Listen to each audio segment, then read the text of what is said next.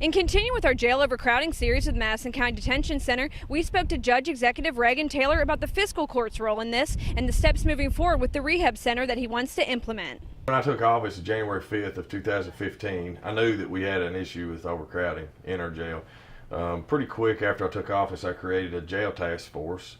It was a task force made up of about 14 individuals, some that were elected officials, some that were not.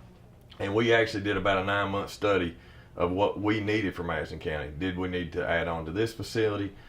Did we need to build a new detention center? What were our options? Do we even have a county jail? Should we contract out in another county and see if they'll house our inmates? And so we really wanted to look at what was best for us for the long term.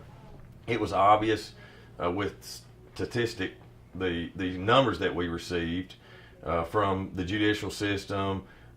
When you look back at the inmate population, obviously the drug issue, it was pretty quick to realize that we really didn't have a jail problem. We had a drug problem. Now, the drug problem is causing a jail problem and overcrowding in our jail. It was pretty quick that we had 80% were drug-related crimes. We had a 75% recidivism rate. And so when I used numbers and was trying to project what size jail we would need in 10 years, it was about an 800 bed facility.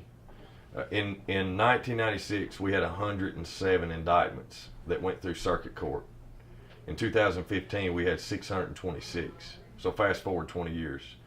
Obviously at that time, our jail population, I think, was hovering around the 330, 340 mark. And so those projections of an 800 bed facility are really coming to be the truth. 800 bed facility would cost approximately about $45 to $50 million. And so before I was willing, as an elected position and obviously a leader of the community, before I was going to go and just invest $45 million, $50 million in something that's not working, we wanted to come up with a solution to the problem, which is what sort of has gotten us to the healing center. So you said 800 beds. Is that even feasible to pay for that, or where would it even go in Madison County? Well, that would be to be determined, obviously. Obviously, it couldn't go here. And I think if you really had to put an emphasis on that size of a facility, that you would, probably bring up gardening. There would be some more probably programs that you would in place for a place like that to maybe be a little bit more self-sufficient. So it'd be on a little bigger tract of land, I would assume. If we built a new facility and we were truly putting our focus on incarceration, yes. Mm-hmm. Obviously, there was a plan to add on. It was a 2012. It was obviously the previous court had put plans together to add a 159-bed facility to our detention center. That was about, at that time, I think, an expenditure of about $9 million.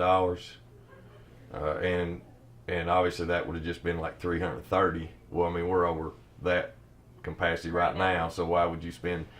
Plus we have about a $2.7 million debt on this facility. That obviously needs to be reconciled. It does, yeah. Judge Taylor reiterated multiple times that this is a drug problem, not an incarceration problem, and he wants to work towards getting a new treatment center in the area. Stay tuned for the next part of our series where we delve into that topic deeper. For WBON TV in downtown Richmond, I'm Marissa Hempel.